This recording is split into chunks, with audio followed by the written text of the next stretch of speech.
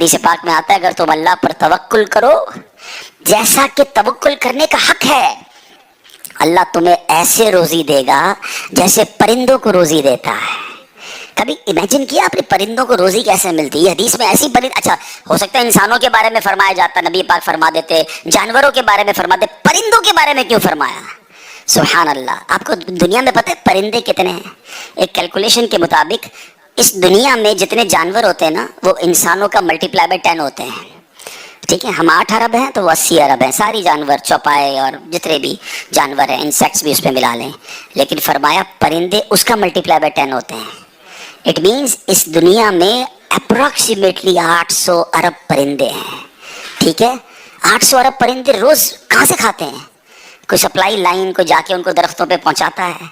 کسی گھونسلے میں کوئی آپ نے کبڈ دیکھی، کسی گھونسلے میں آپ نے کوئی اسٹاک دیکھا کہ جناب یہ کل کا چارہ ہے، یہ رات کا چارہ ہے، میرے چھوٹے چھوٹے بچے ہیں اس کے لیے چارہ ہے؟ Nothing else.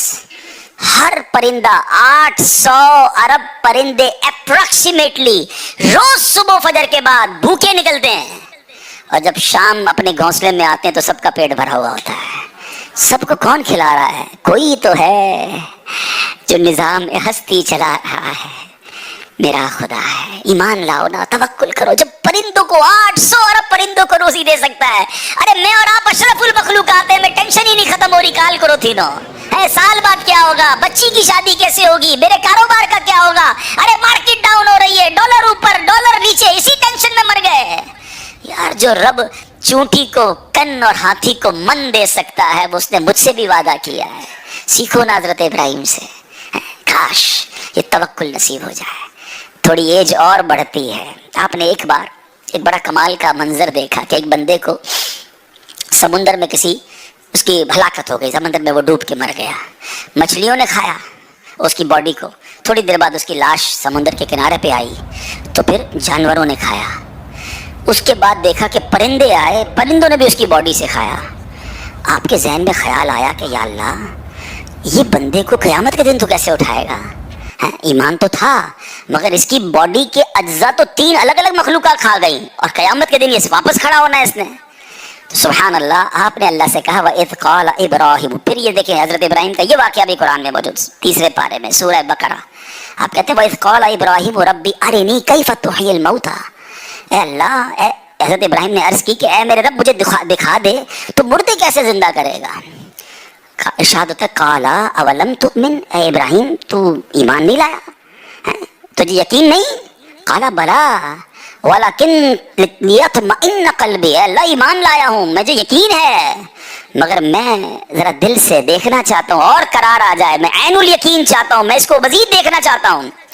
قَالَ فَخُذْ أَرْبَعَةً مِّنَ الطَّيْرِ، قرآن کہتا ہے رب نے فرمایا کہ اچھا 4 پرندے لے، فَصُرْهُنَّ إِلَيْكَ ثُمَّ اجْعَلْ عَلَىٰ كُلِّ جَبَلٍ، فرمایا اس کو اپنے ساتھ ہلا لے، اپنے ساتھ مانوس کر لے، پھر ان کا ایک ایک ٹکڑا پہاڑ پر رکھ دے، مِنْهُنَّ جُزْءًا ثُمَّ ادْعُهُنَّ يَأْتِينَكَ سَعْيًا، فرمایا پھر انہیں بلا، وہ تیرے پاس چلے آئیں گے پاؤں سے دوڑتے، وَعْلَمْ أَنَّ اللَّهَ عَزِيزٌ حَكِيمٌ، اور جان رکھ اللہ غالب حکمت والا ہے۔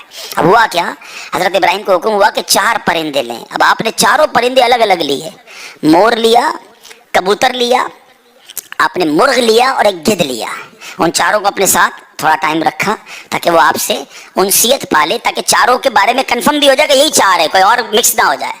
اس کے بعد آپ نے چاروں کو ذبح کیا، چاروں کا قیمہ بنایا اور چاروں کا قیمہ مکس کر دیا، چاروں کا الگ الگ نہیں، چاروں کا ٹوٹل مکس کر دیا، اور اس کے چھوٹے چھوٹے پیس سمجھ لیں 4 پہاڑ پر رکھ دیے، الگ الگ پہاڑوں پر، اور چاروں کی جو چہرے تھے یعنی ان کی کھوپڑیاں تھیں وہ اپنے پاس رکھی، اس کا قیمہ نہیں بنایا، یعنی ان کے سر آپ کے پاس ہیں چاروں پرندے کے، چاروں کا مکس قیمہ ہو چکا ہے، اور 4 الگ الگ پہاڑ پر رکھ دیے۔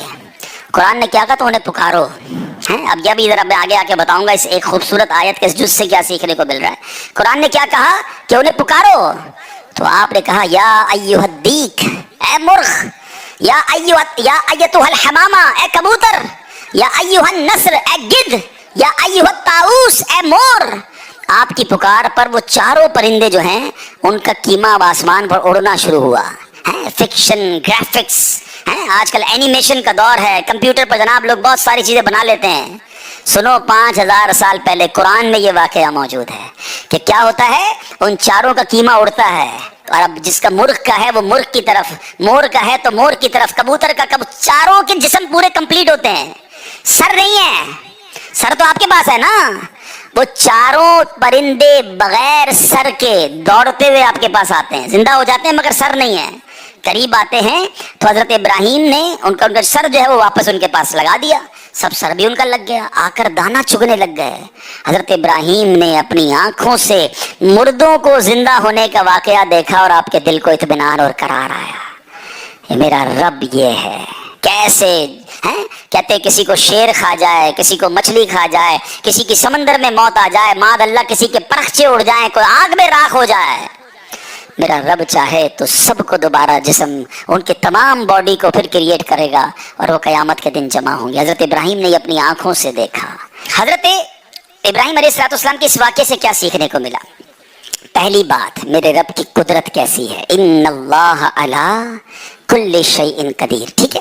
دوسری بات، علماء کہتے ہیں صوفیانہ تفسیر اس کی لکھی گئی کہ 4 پرندے کیوں لیے گئے، کبوتر، مور، گدھ اور چوتھا مرغ۔ فرمائیں ان چاروں کی نا ایک بری خصلت ہے، مرغ ہے اس کے اندر شہوت بہت ہے، جو کبوتر ہے اس کو اپنی اڑان پر بڑا ناز ہے، بڑا تکبر ہے، بہت اونچا اڑتا ہے۔ فرمایا گدھ جو ہے اس کا کیا پرابلم ہے، گدھ کے بارے میں فرمایا کہ وہ لالچی بہت ہے۔ اچھا پھر اس کے بعد ایک اور پرندہ ہے مور، اس کو اپنی خوبصورتی پر بڑا ناز ہے، اور خوبصورتی کی وجہ سے بڑا پراؤڈ فیل کرتا ہے۔ تو فرمایا یہ 4 بری عادتیں ہیں، اس کو ذبح کر کے یہ پیغام دیا گیا کہ اگر تم بھی اپنی اونچی اڑان، اپنے اونچے مرتبوں، اپنے اونچے مقام کا تکبر چھوڑ دو، اپنی خوبصورتی پر گھمنڈ کرنا چھوڑ دو، ہوس اور شہوت کے بعد اپنے آپ کو بچا لو، لالچ کر کے دنیا کے بال کے پیچھے بیڑا غرق اپنا نہ کرو، اگر ان عادتوں کو ذبح کر دو تو اللہ آج بھی تمہارے دل کو زندہ فرما دے گا۔ ان کو زندہ کیا نا، فرمایا ان عادتوں کو ختم کرو، رب تمہارے دل کو زندہ فرمائے گا اور اس میں نور داخل فرما دے گا۔ اور علماء نے اس کی صوفیانہ تفسیر یہ لکھی۔ اور اب ایک اور عقیدے کی بات بھی، کنفیوژن پھیلانے والے بہت کنفیوژن پھیلاتے ہیں، میں تو قرآن سے آج آپ سے بات کر رہا ہوں نا۔ اللہ نے کیا کہا کہ انہیں پکارو، وہ تو دنیا میں نہیں تھے پرندے، مر چکے تھے، کیما بن چکا ہے، کیما بنے ہوئے پرندوں کو رب کہہ رہا ہے پکارو۔ حضرت ابراہیم نے کیسے پکارا، یا ایھا الدیک، یا ایتھا الحمامہ، آپ کبوتر کو پکار رہے ہیں، آپ گدھ کو پکار رہے ہیں، قرآن کہہ رہا ہے پکارو اور نبی پکار رہے ہیں۔ آج کسی کو نہ جانے یا رسول اللہ سے پرابلم ہو جاتی ہے، کسی کو یا غوث پاک سے یا پرندوں کو پکار رہے، قرآن کہہ رہا ہے، تو اس کا مطلب دنیا سے اگر کوئی چلا بھی جائے تو اس کو پکارنے میں کوئی خدا نہ خواستہ پرابلم نہیں ہے۔ اللہ سمجھ کے تھوڑی پکارتا ہے کوئی، اللہ کے بندے سمجھ کر ہی پکار رہے ہیں نا، اللہ کی مخلوق سمجھ کر پکار رہے ہیں۔